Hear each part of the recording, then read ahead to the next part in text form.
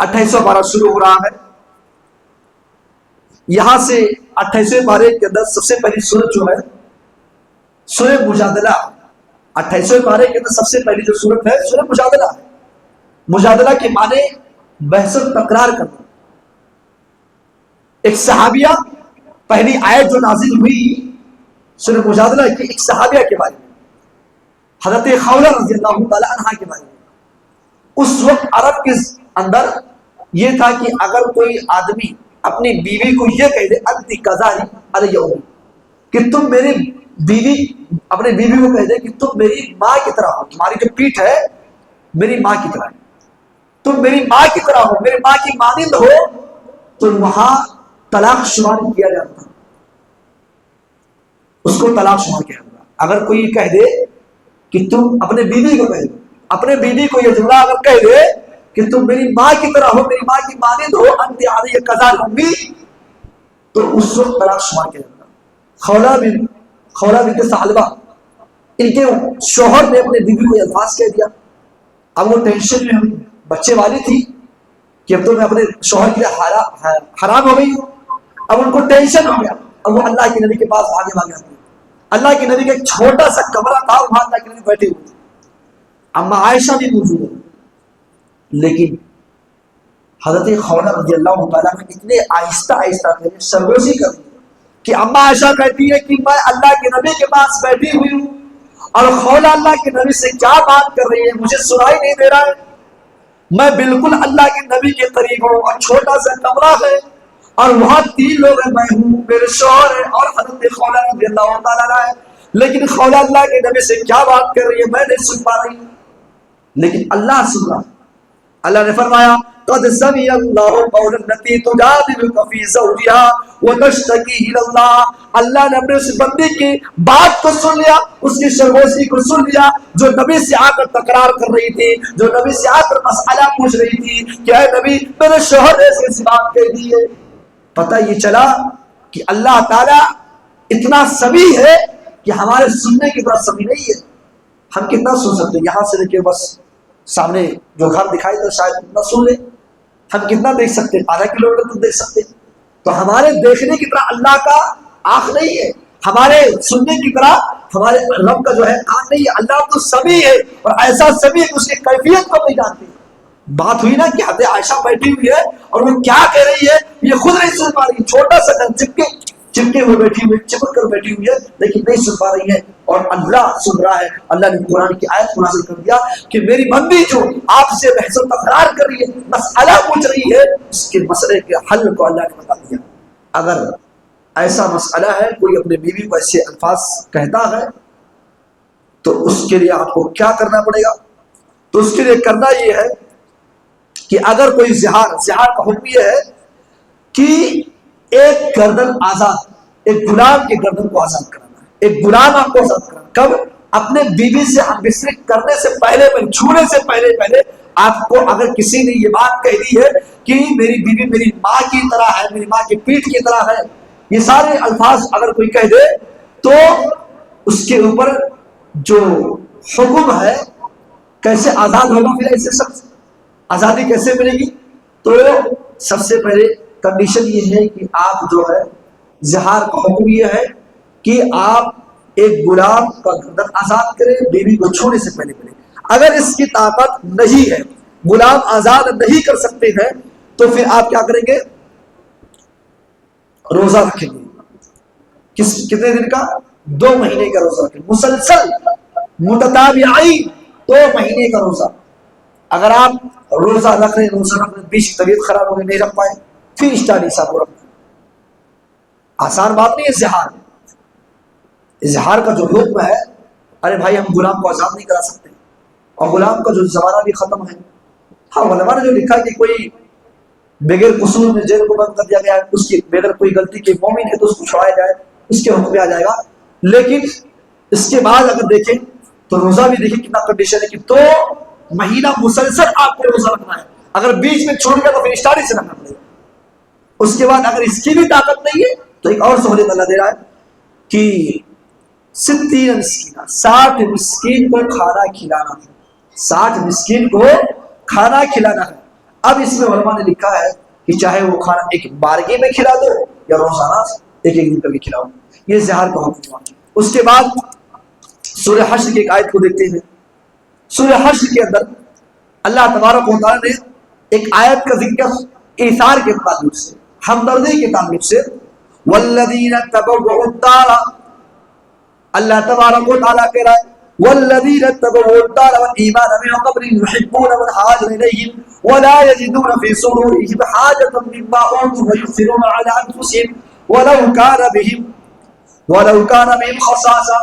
اللہ تبارک و تعالیٰ کی وہ نیک بندے جنہوں نے مدینہ کے اندر آ کر اپنا گھر بنا لیا، اور جن لوگوں نے ان کو اپنا گھر بنانے کا حکم بھی دیا، پناہ دی، یعنی مہاجرین اور انصار کی بات ہو رہی ہے کہ ہجرت کر کے جن لوگوں نے آیا اور انصاریوں نے ان کی مدد کی، ان کو اپنا گھر بار دیا، اپنے پیسے میں اپنی دولت دیے، یہ ساری چیز کو دینے کے بعد کیوں دیے ان لوگوں نے؟ یحبون من ہاجر الیہم، ان کی طرف ان لوگوں نے ہجرت کی، اور جب یہ لوگ ہجرت کرتے ہیں تو مدینہ والوں نے ان کو اپنا گھر دیا، اپنے پیسے دیے، اور یہ ساری چیزوں کو دیکھنے کے بعد اور دینے کے بعد ان لوگوں نے کوئی اپنے دل میں تنگی نہیں ڈالا، ولا یجدون فی صدورہم حاجہ، کہ ان لوگوں نے سارے خرچ جب مدینہ والے انصار پر خرچ کرتے، مہاجرین پر خرچ کرتے تو اپنے دل کے اندر کوئی تنگی نہیں رکھتے کہ ہم نے ان پر خرچ کیا ہے تو ہمارا مال گھٹ گیا، ہمیں نہیں دینا چاہیے تھا، پچھتاتے نہیں ہو، وہ ایک بار دے دیے تو پچھتانے والے نہیں ہیں۔ اور اس کے بعد وَيُؤْثِرُونَ عَلَىٰ أَنفُسِهِمْ، وہ خود بھوکے رہے، وہ اپنے اوپر ان کو ترجیح دیتے ہیں، اگر ان کے پاس کھانے کو نہیں ہے کوئی بات نہیں، بھوکا سامنے والا نہ رہنے پائے، وہ ایسے ہمدرد تھے۔ ایسے واقعات ملتے اللہ کے نبی کے تعلق سے بھی ملتے۔ اللہ کے نبی کے پاس ایک عورت آئی اور ایک چادر بن کر لاتی، اپنے ہاتھ سے بنتی ہے، جیسے عورتیں آج کی بھی دور میں بنتی ہے جس کو کہا جاتا ہے، بناتی اپنے ہاتھ سے۔ ایک عورت اپنے ہاتھ سے بن کر لائی، چادر بنا کر لائی اور اللہ کے نبی کو گفٹ دے دیتی ہے، تحفہ۔ اس سے مسئلہ ثابت ہوا کہ عورتیں مسجد کے امام کو تحفہ تحائف دے سکتی ہیں، عورتیں بھی مسجد کے امام کو تحفہ تحائف دے سکتی ہیں۔ وہ عورت اللہ کے نبی کو تحفہ دے دی اور وہ چادر کی شکل میں، اللہ کے نبی اس عورت کے تحفے کو قبول کر لیا۔ کیوں عورت نے دیا؟ اس وقت اللہ کے نبی کو اس چادر کی بڑی سخت ضرورت بھی تھی، آپ نے اس چادر کو اپنا اظہار بنا دیا، اور جب اس چادر کو پہنتے ہیں اور پہن کر باہر نکلتے ہیں تو اللہ کے نبی کے ایک صحابی عبد الرحمن بن عوف، جس کو دنیا جانتی ہے، یہ وہی صحابی کی شادی کرنے کے بعد اللہ کے نبی کو بھی نہیں بتاتے کہ میں نے شادی کر لی ہے، یہ وہی صحابی ہے عبد الرحمن بن عوف، اللہ کے نبی کی چادر کو دیکھتے ہیں، اللہ کے نبی سے کہتے ہیں اے میرے آقا، اے میرے سردار کی چادر بہت خوبصورت ہے، اللہ کے نبی اس چادر کو مجھے دے دیجئے۔ اللہ کے نبی نے فوراً اس چادر کو عبد الرحمن بن عوف کے حوالے کر دیا۔ فوراً اللہ کے نبی کو اس چادر کی ضرورت تھی اور آپ نے اس کو اپنا اظہار بھی بنایا تھا، لیکن صحابی نے اپنی زبان کو ڈالا، اللہ کے نبی صلی اللہ علیہ وسلم نے فوراً اس کو ڈالا اور صحابی کو دے دیا، اور صحابہ جو موجود تھے عبد الرحمن بن عوف کو ڈانٹتے ہیں، اے عبد الرحمن تم کو پتہ نہیں کیا ہے کہ اللہ کے نبی کے پاس کوئی چادر نہیں تھی، آپ کو اس چادر کی سخت ضرورت تھی، آپ نے یہ صحیح نہیں کیا ہے، اے عبد الرحمن آپ نے اللہ کے نبی سے چادر پا کر صحیح نہیں کیا ہے۔ عبد الرحمن بن عوف کہتے ہیں اور لوگوں اور میرے ساتھیوں مجھے ڈانٹو نہیں، میرا مقصد یہ نہیں تھا کہ اللہ کے نبی کو ننگا کیا جائے، میرا یہ مقصد نہیں تھا کہ اللہ کے نبی کے اظہار کو چادر پہ اڑ لیا جائے، لیکن میں نے یہ سوچ کر لیا کہ میرے مرنے کے بعد، میرے وفات کے بعد اسی چادر کو کفن دیا جائے۔ میں نے یہ سوچ کر کہ اللہ کے نبی نے پہنا ہے، پہنے ہوئے چیز کو، پہنے ہوئے کپڑے کو میرے کفن پہ ڈایا جائے، اور بخاری کے الفاظ ہے کہ حضرت عبد الرحمن بن عوف کے انتقال کے بعد اسی چادر کو کفن دیا گیا۔ تو اللہ کے نبی صلی اللہ علیہ وسلم سے کوئی سوال کرتا تھا تو اللہ کے نبی کو اس چیز کی سخت بھی ضرورت ہونا اس کو دے دیتے، پتا تھا اللہ کے نبی کے سامنے کوئی بھی زبان ڈالتا تھا اللہ کے نبی خود بھوکے رہتے تھے، لیکن زبان ڈالنے والے کو اللہ کے نبی فوراً اپنے سامان کو، اپنی چیز کو دے دیتے، منع نہیں کرتے کبھی۔ تو ہم سب کو بھی ایثار اور ہمدردی ہونا چاہیے، دیکھیے ابھی فلسطین کا معاملہ جو بچے کس طرح بلک رہے ہیں، رو رہے ہیں، کم سے کم ہم یہاں سے کچھ کر نہیں سکتے، کچھ مدد نہیں کر سکتے. ان کے حق میں ہر مسلمان کی ضرورت ہے اور ان کے اوپر واجب ہے اس صورت میں کہ وہ ان کے لیے دعائیں کریں. ہم کچھ نہیں کر سکتے ہیں، کچھ یہاں سے نہیں کر سکتے، کم سے کم دعا تو کر سکتے ہیں. اللہ تعالیٰ سے صدق دل سے ان کے لیے ہم دعا کریں. اس کے بعد اسی صورت کے اندر ایک اور چیز آتی ہے کہ ہم نے آگے کے لیے کیا بھیجا ہے، آخرت کے لیے ہم نے کیا بھیجا ہے. یا ایھا الذین آمنوا اتقوا اللہ ولتنظر نفس ما قدمت لغد واتقوا اللہ، اے لوگوں اللہ سے ڈرو، اللہ کا خوف اپنے دلوں میں پیدا کر لو. ولتنظر نفس ما قدمت لغد، اور سوچو، کبھی غور کرو کہ آخرت کے لیے آپ نے کیا بھیجا ہے. ایک مہینہ کی عبادت کر کے ہم آخرت میں کامیاب ہونے والے نہیں ہیں. صرف ایک مہینہ کی عبادت کر رہے اور سوچیں کہ ہم کامیاب ہو جائیں گے آخرت کے اندر، نہیں. وَلْتَنْظُرْ نَفْسٌ مَا قَدَّمَتْ لِغَدٍ، آپ نے آخرت کے لیے کیا کیا ہے، آگے کیا بھیجا، اس کی کچھ تیاری کیا ہے یا نہیں. پھر اللہ نے کہا وَاتَّقُوا اللَّهَ، پھر اللہ سے ڈرو. اللہ نے ایک آیت کو 2 مرتبہ اللہ سے ڈرنے کا حکم دیا. پتہ یہ چلا کہ آیت بڑی اہمیت ہے، اللہ سے ڈرنا چاہیے. اور ڈرنے کا مطلب یہ نہیں ہے کوئی انسان سے کہا جائے نماز پڑھو بھائی اللہ سے ڈرو، تو کیا کہے ارے بھائی میں اللہ سے بہت ڈرتا ہوں. بھائی تم ڈرتے ہو نماز کیوں نہیں پڑھتے ہو؟ تو یہ ساری چیز، بہت سارے ایسے لوگ ہیں کہ ہم کہتے ہیں جب ان کو نیکی کا حکم دو تو کہتے ہیں میں اللہ سے بہت ڈرتا ہوں، اور دیکھا جائے تو نمازوں سے دامن خالی ہے، روزے سے دامن خالی ہے. تو یہ ساری چیزیں ہیں. ہم سب کو اللہ سے جیسا کما حق ڈرنے کا حق ہے وہ ایسا ڈرے، ورنہ پھر زبان سے دعویٰ کرنے سے کوئی فائدہ نہیں ہے. اس کے بعد سورہ ممتحنہ کے اندر ایک چیز آتی ہے کہ اللہ کے نبی صلی اللہ علیہ وسلم کے دور میں جب کوئی مسلمان ہوتا تھا، چاہے ہوتی تھی چاہے مرد ہو یا عورت، تو اللہ کے نبی صلی اللہ علیہ وسلم ہاتھ پر بیعت لیتے تھے. لیکن عورتوں سے اللہ کے نبی نے کبھی ہاتھ سے بیعت نہیں لی ہے. اللہ کے نبی صلی اللہ علیہ وسلم نے عورتوں سے اپنے ہاتھ سے ٹچ نہیں کیا، کسی عورت کے ہاتھ کو ٹچ نہیں کیا. اللہ نے اسی چیز کو ذکر کیا، یا ایھا النبی اذا جاءک المؤمنات یبایعنک علی الا یشرکن باللہ، کہ اے نبی، میرے نبی کے پاس جب کوئی مومن مرد آتا اور کوئی مومنہ عورتیں آتی اور جب ان سے بیعت کرنے کا موقع ہوتا تھا، اذا جاءک المؤمنات، جب کوئی مومنہ عورتیں اللہ کے نبی کے پاس آتی تھی، اسلام قبول کرتی تھی، تو اللہ کے نبی ان سے کچھ بیعت دیتے تھے لیکن ہاتھ کو ٹچ نہیں کرتے تھے. آدمیوں سے اللہ کے نبی ہاتھ سے ٹچ کرتے تھے، لیکن عورتوں سے اللہ کے نبی بیعت کیا لیتے تھے کہ آئے عورتیں اسلام کو قبول کر رہی ہو، الا یشرکنا باللہ، اللہ کے ساتھ شرک مت کرنا، ولا یسرقنا، اور چوری مت کرنا، ولا یزنینا، زنا مت کرنا، ولا یقتلن اولادہن، اور اپنی اولاد کو بھوکمری کے ڈر کی وجہ سے قتل مت کرنا، ولا یأتین ببہتان، اور کسی عورت پر پاک دامن عورت پر تہمت مت لگانا. اور اللہ نے جن چیزوں کا حکم دیا نیکی کے معاملے میں، اللہ کے نبی کی بات کو ماننا، یہ آپ سے عہد لے جانا ایسی عورتوں سے جو اسلام قبول کرتی تھی.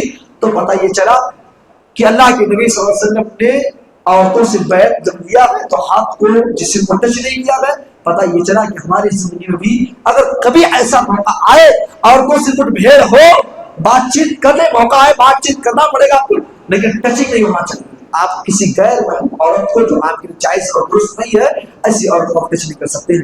اس کے بعد باتیں تو بہت ہیں، وقت بھی ہو رہا ہے، صرف 1.5 پارہ آیا بول دوں. تو سورہ صف کے اندر ایک تجارت کے تعلق سے بات ہو رہی ہے، ایسی تجارت جس میں کوئی نقصان ہی نہ ہو. دنیا کے اندر کوئی ایسی تجارت نہیں، کبھی ہم نے سوچا ہی نہیں کہ اس میں نقصان ہوگا. نہیں، ہمیشہ ڈر ہوتا ہے کہ کہیں نقصان نہ ہو جائے ہمارا تجارت. لیکن اللہ ایسی تجارت کے بارے میں بتا رہا ہے کہ اس میں کبھی نقصان نہیں ہوگا. یا ایھا الذین آمنوا هل ادلکم علی تجارۃ تنجیکم من عذاب الیم، اور لوگوں ایمان والو، کیا میں تم کو یہ بتا نہ دوں کہ ایسی تجارت کے بارے میں جہاں کبھی نقصان ہونے والا نہیں ہے، ایسی تجارت کے بارے میں کہ کبھی نقصان نہیں ہوگا. وہ تجارت کیا ہے؟ تؤمنون باللہ ورسولہ وتجاہدون فی سبیل اللہ باموالکم انفسکم، کہ تم ایمان لے آؤ اللہ پر، اس کے رسول پر، اور اللہ کے راستے میں جہاد کرو، باموالکم، مال کے ذریعے سے، جان کے ذریعے سے. ذالکم خیر لکم ان کنتم تعلمون، یہی تمہاری بہترین تجارت ہے، بہتر چیز یہی ہے. اور اس کا فائدہ یہ ہوگا کہ اللہ یغفر لکم ذنوبکم، اللہ تم کو بخش دے گا اور تم کو جنت کے اندر داخل کر دے گا۔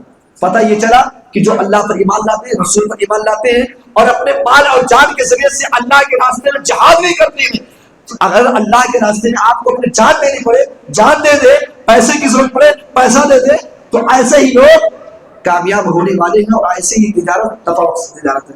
اس کے بعد سورہ منافقین کو دیکھتے ہیں۔ منافق یہ اس وقت نازل ہوئی کہ مکہ والوں، مکہ کا ہر آدمی اپنے جانوروں کو پانی پلانے کے لیے کنویں پر پہنچا، تو انصار اور مہاجر سب لوگ تھے، وہاں پہ کچھ منافقین بھی تھے، ہر لوگ جو ہے اپنے اپنے جانوروں کو پہنچے، تو وہاں لڑائی ہوئی اس بار میں پانی پلائے گا تو پہلے کون پلائے گا، پانی اپنے جانوروں کو پہلے کون پلائے گا، اس پر لڑائی ہوئی۔ تو اس کے بعد اللہ کے نبی کو بلایا گیا، اللہ کے نبی نے فیصلہ کر دیا، تو رئیس المنافقین عبداللہ بن ابی، یہ جو رئیس المنافقین تھا، اس نے کہا کہ اپنے لوگوں سے کہا کہ انہی لوگوں کو، ان لوگوں کو ہم نے جو جگہ دی تھی، مدینہ میں جگہ دیا، رہنے کے کھانے پینے کی سب جگہ دی، اور آج ہم ہی لوگوں کو، ہمارے لوگوں کے ساتھ جو ہے ناانصافی ہو رہا ہے۔ اب اس نے اللہ کے نبی کو گالی دیا، کیا کہا؟ یقولون لئن رجعنا الى المدینہ لیخرجن الاعز من الاذل۔ اس نے اللہ کے نبی کو گالی دی، اللہ کے نبی کو برا بھلا کہا کہ جب ہم عزت والے مدینہ کی اندر داخل ہوں گے تو ذلت والے کو وہاں سے نکال دیں گے۔ یعنی اس نے اپنے آپ کو، رئیس المنافقین عبداللہ بن ابی نے اپنے آپ کو عزت والا کہا اور اللہ کے نبی کو ذلت والا کہا، نبی کو گالی دی، اللہ کے نبی کو گالی اس نے دیا، اور وہیں پر ایک چھوٹے سے بچے، ایک صحابی جس کا نام زید تھا، یہ سن لیتے ایمان غیر جاگتی ہے، جا کر اللہ کے نبی سے بولتے ہیں کہ اللہ کے نبی، عبداللہ بن ابی نے ایسا بات کہی ہے، ایسی بات آپ کے بارے میں کہی ہے۔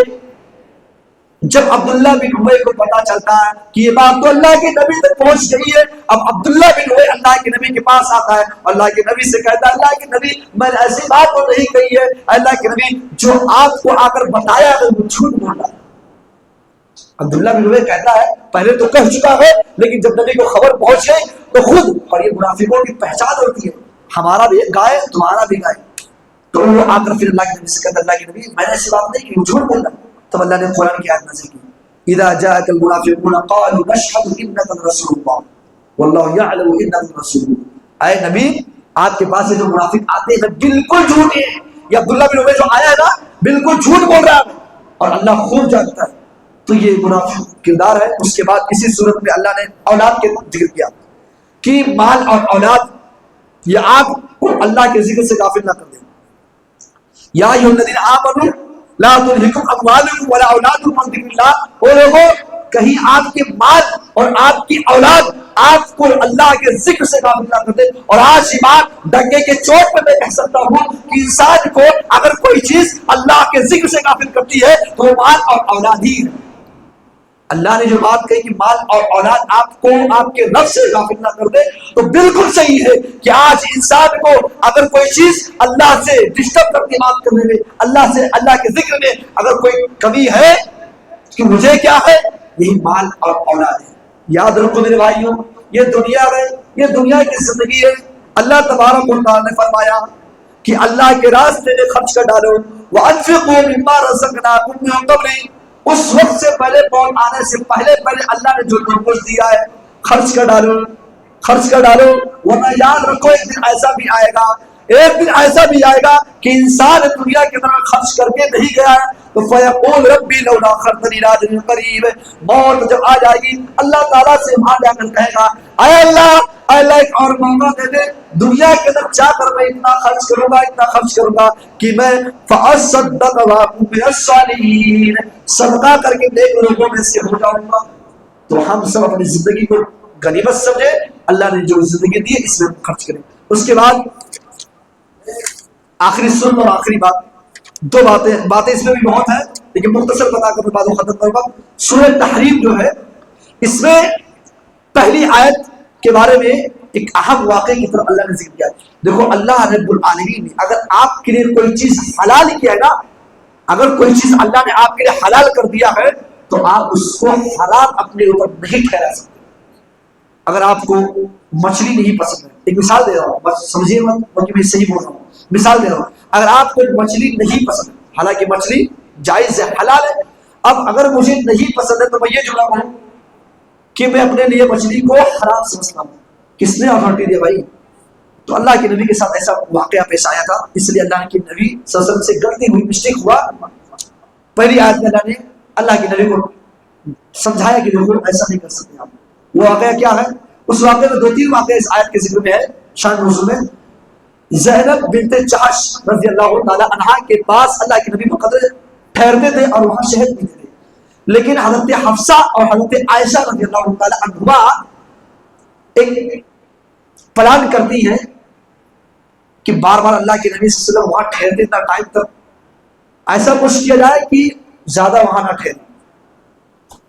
اب کیا کرتی ہیں؟ روز اللہ کے نبی وہاں ٹھہرتے تھے اور شہد پیتے تھے۔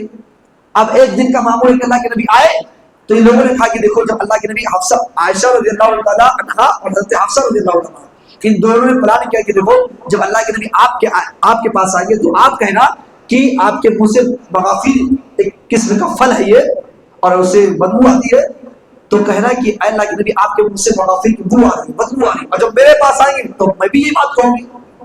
تو ایسے ہو سکتا ہے کہ اللہ کے نبی صلی اللہ علیہ وسلم ان کے یہاں زیادہ ٹھہرے۔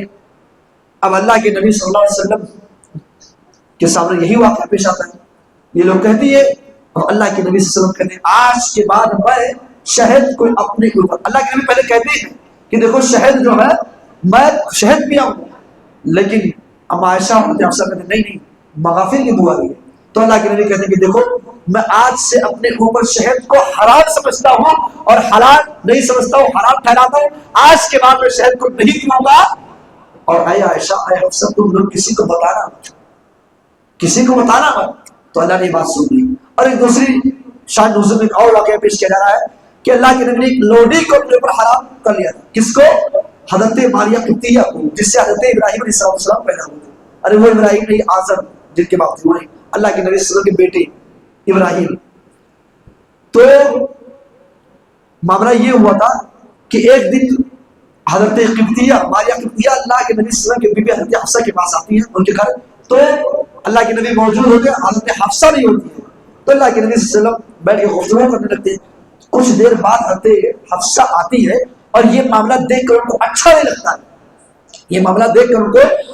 لگتا ہے، تو اللہ کے نبی چہرہ دیکھ کر بھاپ لیتے ہیں کہ حفصہ ناراض ہو گئی ہے، تو اللہ کے نبی صلی اللہ علیہ وسلم کہتے ہیں کہ اے حفصہ تم ٹینشن نہیں لو، آج کے بعد میں ماریہ پھرتی اور حلال نہیں سمجھتا ہوں بلکہ حرام ٹھہراتا ہوں، آج کے بعد میں ماریہ کو حرام سمجھتا ہوں۔ تو اللہ تبارک و تعالیٰ نے منع کیا ہے نبی، اللہ نے آپ کے لیے ماریہ کو حلال کیا، شہد کو حلال کیا ہے، آپ حرام کیوں ٹھہراتے ہیں؟ یا ایھا النبی لما تحرم ما حل اللہ لک، اے نبی آپ کے اوپر جو چیز حلال ٹھہرایا گیا ہے اس کو حرام مت سمجھیے، اور جس کو حرام کیا گیا اس کو حلال مت بنائیے۔ تو آج کے دور میں بھی اگر کوئی ایسے ہیں جب نبی کو اللہ نے منع کر دیا تو ہم اور آپ بدرجہ اور اس میں شامل ہیں۔ اس کے بعد اسی آیت اسی صورت کے اندر اللہ تبارک و تعالیٰ نے جہنم کی آگ سے بچنے کا حکم دے رہا ہے، جہنم کی آگ سے بچنے کا، اور صرف آپ نہیں بچیں گے، آپ اپنے گھر والوں کو، بچوں کو، رشتہ داروں کو بچائیں گے۔ یا ایھا الذین آمنوا قوا انفسکم واہلیکم نارا وقودها الناس والحجارہ علیہا ملائکۃ غلاظ، اے لوگو جہنم کی آگ سے بچو، اے ایمان والو جہنم کی آگ سے بچو۔ ایسی آگ کے بارے میں اللہ گفتگو کر رہا ہے، یہ دنیا کی آگ نہیں ہے کہ ہلکی سی چنگاری پڑتے تو ہم تڑپ اٹھتے ہیں، ارے اس آگ کی بات ہو رہی ہے کہ دنیا کی آگ سے 69 گنا تیز جہنم کا آگ ہے، اور اس کو سالوں سال بھڑکایا گیا ہے، اور اس کی رنگینیت اور اس کے رنگ کی کیفیت یہ ہے کہ بالکل سیاہ سے سیاہ ہو چکی ہے۔ میرے بھائیوں اس آگ کی کیفیت یہ ہے، اس آگ سے بچنے کا اللہ حکم دے رہا ہے، اور اس آگ کو جلانے کے لیے اللہ کس کو ڈالے گا پتا ہے؟ دنیا کی آگ کو ڈالنے کے لیے کاغذ استعمال کرتے ہیں، پیٹرول کا استعمال کرتے ہیں، ڈیزل کا استعمال کرتے ہیں، لکڑی کا استعمال کرتے ہیں، لیکن اس آگ کو بھڑکانے کے لیے اللہ پتھر کو ڈالے گا اور انسان کو ڈالے گا۔ جب پہلی مرتبہ میں اس آیت کی تفسیر کو دیکھا تھا تو بڑا تعجب ہوا تھا کہ اللہ تعالیٰ اس آیت کو ترجمہ میں دیکھا تھا تو بڑا تعجب ہوا، پتھر کو کیوں ڈالے گا، پتھر کا کیا قصور ہے؟ اسٹارٹنگ میں سب سے پہلے جب میں نے کہیں تقریر کیا تھا اس آیت پر تو مجھے بہت تعجب کہ اللہ پتھر کو کیوں ڈالے گا۔ جب میں اس کی سرچ کیا دیکھا تو پتہ یہ چلا کہ اللہ ہر پتھر کو نہیں ڈالے گا، जो जिन पत्थर को देवता बना लिया गया, जिन पत्थरों को पूजा जाता है ना, उन पत्थरों को अल्लाह जहन्नम की आग में डालेगा। तो उस आग से हम सबको बचने के लिए अल्लाह ताला कह रहा, और किसको कह रहा? खुद बचो और अपने बच्चों को बचाओ, अपने घर वालों को बचाओ। और याद रखो, जहन्नम के ऊपर जो दरोगे थे वो रिश्वत नहीं लेती थी। दुनिया के अंदर अगर आप कोई कांड करें, किसी क्राइम में फंसते, मुजरिम बनते, आप 150 देते हैं, 1000-1500 देते हैं, आप बच जाएंगे।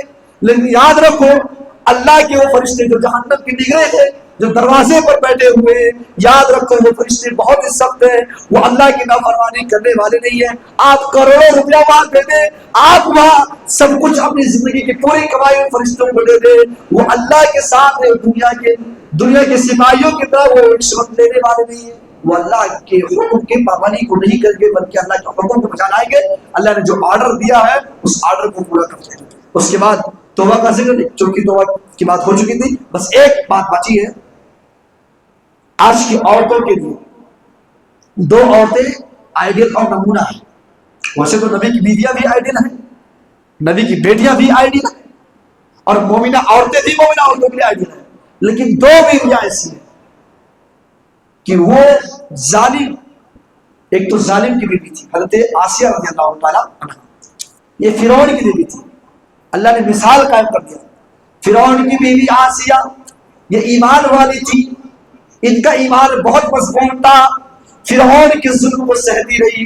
अल्लाह ने जुल्म को सहने की वजह से फरमाया कि आय आसिया, चाहो मैं तुमको तमाम मोमिना औरतों के लिए आइडियल बना देता हूँ। और ये हमेशा ये अल्लाह से दुआ करती रही, अपने उस दरबार में फिरौन के जुल्म को सहते हुए अल्लाह से कहती रही कि इज़ क़ालत रब्बि इब्नी इंदका बैतन फिल जन्नह, अल्लाह जन्नत में मुझे तू एक घर दे दे, वनज्जिनी मिन फिरऔन व अमलिही, और फिरऔन की नौकरों से, फिरऔन की नौकरों चाकरों से महफूज कर, और वनज्जिनी मिनल कौमि ज़ालिमीन, और फिरऔन की जो कौम बिल्कुल जालिम है, अल्लाह इस जालिम कौम से मुझे निजात दे दे। एक मोमिना औरतों को हमेशा ये दुआ करना चाहिए। और इस मसले से एक मसला और साबित हो रहा है, अगर कोई शौहर है बीवी को सता रहा है, बीवी को परेशान कर रहा है, तो ऐसी सूरत में औरत अल्लाह से दुआ करे, अल्लाह का शौहर को हिदायत दे। अगर ज्यादा वो जुल्म कर रहा है तो फिर जो दुआ हज़रत आसिया ने की है वो दुआ भी कर सकती है। उसके बाद एक और औरत है, इमरान की बेटी हज़रत मरियम अलैहिस्सलाम, अल्लती अहसन फरजहा, मरियम अलैहिस्सलाम ज़नाकार नहीं थी, बदकार नहीं थी। अल्लाह तबारक व तआला ने आज की औरतों के लिए, मोमिना औरतों के लिए मरियम को भी आइडियल नमूना बना दिया कि देखो मरियम के बतन से बच्चा पैदा हो रहा है बगैर बाप का, अल्लती अहसन फरजहा, लेकिन इन्होंने ज़िना नहीं किया, बदकारी नहीं की, इन्होंने अपनी शर्मगाह की हिफाजत की। इसलिए मैं ऐसी औरतों को कहता हूँ कि अल्लाह के नबी की हदीस है, अल्लाह के नबी सल्लल्लाहु अलैहि वसल्लम कहते हैं कि इदा सल्लतिल मरअतु खम्सा व साबत शरा व अहसनत फरजहा व अतात बालहा दखलत मिन अय्यि अबवाबिल जन्नति शाह। ऐसी औरत जो नमाज पढ़ने वाली है, जो नमाज पढ़ती है, ऐसी औरत जो रमजान के रोजे रखती है, ऐसी औरत जो अपने शर्मगाह की हिफाजत करती है, व अतात बालहा, और अपने शौहर की बात को मानती है, दखलत मिन अय्यि अबवाबिल जन्नति शाह, वो जन्नत के जिस दरवाजे से चाहे वो जन्नत में दाखिल हो सकती है। ये अल्लाह के नबी सल्लल्लाहु अलैहि वसल्लम की हदीस है। ऐसी औरतों की खुशखबरी है, 4 क्वालिटी जिस औरत के अंदर पैदा हो जाए, अल्लाह के नबी सल्लल्लाहु अलैहि वसल्लम कहते हैं कि जन्नत के तमाम दरवाजे से वो जन्नत में दाखिल हो सकती है। अल्लाह रब्बुल आलमीन से इन्हीं चंद बातों पर दुआ है कि अल्लाह तबारक व तआला हम सब को, जो आपके सामने 2 पारे की खुलासा पेश की गई है, अल्लाह रब्बुल आलमीन हम सबको किताब और सुन्नत के मुताबिक इस पर अमल करने की तौफीक अता फरमाए। क्योंकि सिर्फ सुनना काफी नहीं मेरे भाई, आपने अपना इतना वक्त कीमती वक्त दिया, आपको सोना भी है, आप थके हारे होते हैं, ये सारी चीजों को सुनने के बाद अगर उस पर अमल ना करें तो बेकार है। इसलिए आप सुनने से ज्यादा अमल करने की कोशिश करें, कमा हक़ उस पर अमल करें। अल्लाह रब्बुल आलमीन हम सबको सही रास्ते पर नामज़द करें। अल्लाह रब्बुल आलमीन हमारे लिए आमीन। व अल्हम्दुलिल्लाह रब्बिल आलमीन।